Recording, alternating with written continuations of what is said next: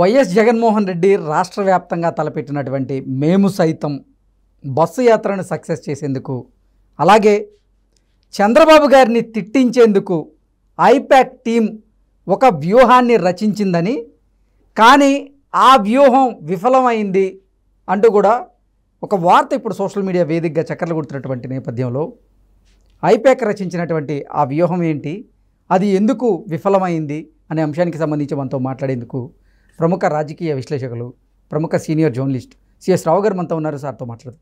Sir hi sir. Hello. Jaganmohan Reddy మేము సైతం bus యాత్రని success చేసేందుకు, అలాగే ప్రతిపక్ష నేత అయినటువంటి చంద్రబాబు గారిని తిట్టించేందుకు ఐపాక్ టీం ఒక వ్యూహాన్ని రచించిందని, కానీ ఆ వ్యూహం మాత్రం విఫలమైంది అంటూ ఒక వార్త ఇప్పుడు సోషల్ మీడియా వేదికగా చక్కర్లు కొడుతూ ఉంది. ఐపాక్ రచించిన ఆ వ్యూహం ఏంటి సార్? ఎందుకు అది విఫలమైంది అంటే ఏం చెప్తారు? సో ఒకటి ఏంటంటే, ఇప్పుడు కన్సల్టెన్సీలకి ఇస్తూ ఉన్నారు ప్రచారాలని, పార్టీలని, ఆల్మోస్ట్ అన్ని పార్టీలు, పైగా ప్రధానమైనటువంటి పార్టీలు. ఆ కన్సల్టెన్సీకి ఇచ్చినప్పుడు వాళ్ళు చేసేటువంటి పని ఏంటంటే మార్కెటింగ్ చేయటం, లేని దాన్ని ఉన్నట్టు చూపించి ప్రజల్ని మభ్యపెట్టడం అనేది వాళ్ళ యొక్క బాధ్యత. ఎంత మభ్య పెడితే, ఎంత మాయలోకి తీసుకెళ్తే ప్రజల్ని అంత ఎక్కువగా డబ్బులు ఇస్తారు. ఇప్పుడు ఐపాక్ ఏం చేస్తుంది, జగన్మోహన్ రెడ్డి సభల్ని సక్సెస్ చేయాలి, ప్రజల్లో ఆదరణ లేనప్పటికీ ఉందని చెప్పి చూపించాలి. 2019 ఎన్నికల్లో కూడా ఐపాక్ అదే చేసింది.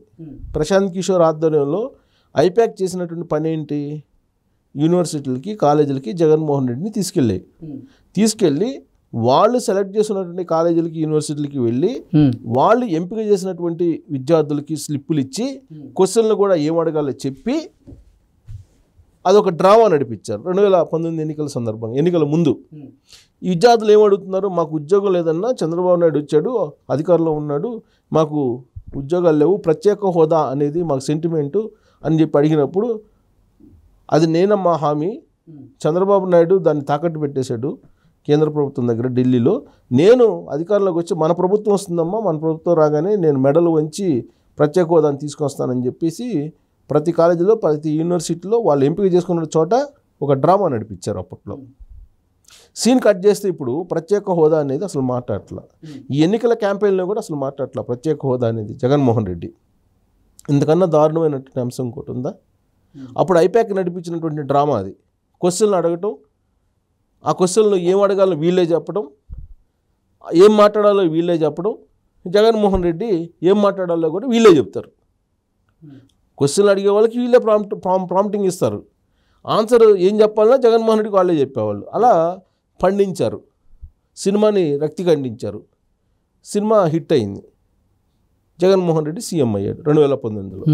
సేమ్ అదే సినిమాని ఆంధ్రప్రదేశ్ ప్రజలకు చూపించడానికి ఇప్పుడు మళ్ళా అదే ఐపాక్, అదే పందాన్ని, కాకపోతే ఈసారి మరొక మార్గంలో తీసుకొస్తుంది. ఏంటి ఆ మార్గం అని అంటే, అది నేను నిన్న అబ్జర్వ్ చేసింది, ప్రకాశం జిల్లా వెంకటాచలం అనేటువంటి ఒక ఊరు. ఆ వెంకటాచలం ఊరికి వెళ్ళి అక్కడ ఉన్నటువంటి వృద్ధుల్ని ఒక 4-5 ఎంపిక చేసి ఏం మాట్లాడాలో ముందే ట్రైనింగ్ చేసి ఐపాక్ సంబంధించినటువంటి వాళ్ళు జగన్మోహన్ రెడ్డితో మాట్లాడించారు. వాళ్ళలో కొంతమంది ఏం చెప్తారంటే, అది చెప్తుంటే ఆశ్చర్యం వేసింది నాకు. కరోనా టైంలో చికెను, మటన్ కూడా మాకు ఇళ్ళకి తెచ్చి పెట్టారు వాలంటీర్లు, జగన్మోహన్ రెడ్డి పెట్టమన్నాడని చెప్పి పెట్టారు మాకు, అంతకన్నా అద్భుతమైనటువంటి జగన్మోహన్ రెడ్డి ఇంకెవరుంటారు అని చెప్పి చెప్తూ, ఆ రోజు నెహ్రూ కూడా ఇలాంటి చేయలేదు, నెహ్రూ కన్నా గొప్పోడు అని చెప్పి ఒక ఆయన మాట్లాడాడు. అప్పుడు వయసులో ఉన్నారు, 80 సంవత్సరాలు ఉన్నాయి మాట్లాడిన అతనికి. నెహ్రూ ఎందుకు గుర్తొచ్చాడో తెలియదు. ఆ రోజు నెహ్రూ కూడా చేయలేదు, నెహ్రూ కన్నా ఇంకా బాగా చేస్తున్నాడు, భారతదేశంలో ఏ సీఎం కూడా ఇలా చేయలేరు అని చెప్పి ఆయన మాట్లాడుతున్నారు. అదంతా పక్కన మళ్ళీ ఐపాక్ వాళ్ళు ఉన్నారు, నెహ్రూని కించపరుస్తూ మాట్లాడారు. నెహ్రూ కూడా చేయలేదు, అలా నెహ్రూ కన్నా గొప్పగా జగన్మోహన్ రెడ్డి చేస్తున్నాడని వయోభారం ఉన్నటువంటి 80+ ఉన్నటువంటి అతను చెప్తున్నాడు. ఆయన చెప్పిస్తున్నారు ఐపాక్ వాళ్ళు. వాటిని ఆ చెప్పినటువంటి మాటలని మళ్ళీ సోషల్ మీడియాలో స్ప్రెడ్ చేసేసి జగన్మోహన్ రెడ్డి ఆహా ఓహో అంటున్నారు అని చెప్పేసి వాళ్ళే ప్రచారం చేస్తూ ఉంటారు. ఇప్పుడు పెన్షన్ల విషయం, పెన్షన్లు వచ్చింది. పెన్షన్లు వచ్చినప్పుడు జగన్మోహన్ రెడ్డి పెన్షన్లు ఇస్తుంటే ఇవ్వకుండా చేశాడు చంద్రబాబు నాయుడు అని చెప్పి వాళ్ళ చేతనే చెప్పిస్తున్నారు. చంద్రబాబు నాయుడు పెన్షన్లు ఇవ్వద్దని చెప్పారా? చెప్పలేదు కదా. కంప్లైంట్ చేసింది ఎవరు? సిటిజన్స్ ఫర్ డెమోక్రసీ అనేది చేశారు. చేసినప్పుడు వాళ్ళ ఎన్నికల కమిషన్ నిర్ణయం తీసుకొని ఈ వాలంటీర్లు అనేవాళ్ళు ఎన్నికల ప్రక్రియలో ఉండకూడదు కాబట్టి మీరు పెన్షన్లకి వాళ్ళని దూరంగా ఉంచండి అని చెప్పారు. ఇవ్వద్దని చెప్పలేదు కదా, వాళ్ళని దూరంగా ఉంచమని చెప్పారు ఎలక్షన్ కమిషన్. అంతే తప్ప పెన్షన్లు ఇవ్వద్దని చెప్పలేదు కదా. ప్రత్యామ్నాయ ఏర్పాట్లు చేసుకుని పెన్షన్లు ఇవ్వాలి కదా, ఇవ్వాల. మాకు పెన్షన్లు ఇవ్వకుండా చేసినట్టు చంద్రబాబు నాయుడు అని చెప్పి వాళ్ళ చేత చెప్పించి వాళ్ళ పేరు పైన వాళ్ళ మీడియాలో రాయించుకొని వాళ్ళ మీడియాలో ప్రసారం చేసి మళ్ళీ సోషల్ మీడియాలో పెట్టి హైలైట్ చేసేటువంటి పరిస్థితికి వచ్చారు. చంద్రబాబు నాయుడు అంతా దుర్మార్గులు లేడు, దుష్టులు లేడు, దుర్మార్గుడు వెన్నుపోటుదారుడు అని చెప్పి వాళ్ళ చేత చెప్పి ఐపాక్ వాళ్ళు చెప్పించేటువంటి పరిస్థితి ఆ రోజు చూశాను. నిన్నే సోమవారం రోజు నైట్ జరిగింది వెంకటాచలంలో. అది వాళ్ళు చెప్పించి దాన్ని మళ్ళా ప్రచారం చేయటం, ఈ విధంగా డ్రామాను రక్తి కట్టిస్తున్నారు. అప్పుడేమో కాలేజీలు యూనివర్సిటీలకు వెళ్ళారు 2019 ఎన్నికలప్పుడు. ఇప్పుడేమో ఈ వీళ్ళ దగ్గరికి వయోభారం ఉన్నటువంటి వృద్ధాప్య పెన్షన్లు తీసుకుంటున్నటువంటి, సామాజిక పెన్షన్లు తీసుకుంటున్నటువంటి వికలాంగులు, అలాగే ఒంటరి మహిళలు, వీళ్ళ చేత ఎంపిక చేసినటువంటి వాళ్ళ చేత మాట్లాడించి వాటిని సోషల్ మీడియాలో స్ప్రెడ్ చేసేసి, సోషల్ మీడియాలో అసలు టీవీ చూసినా, సోషల్ మీడియాలో ఏ ప్లాట్ఫారం చూసినా, లేదా ఎఫ్ఎం విన్నా, ఎక్కడ చూసినా సిద్ధం జగన్ అన్న చెప్తున్నారు. ఇంతకన్నా దారుణం ఏమైనా ఉందా? అసలు జగన్మోహన్ రెడ్డి అబద్ధాలు ఆడు, ఆయన చెప్పడం నేను అసలు అబద్ధాలు ఆడలేను చంద్రబాబు నాయుడు లాగా అని చెప్పి ఆయన చెప్తాడు.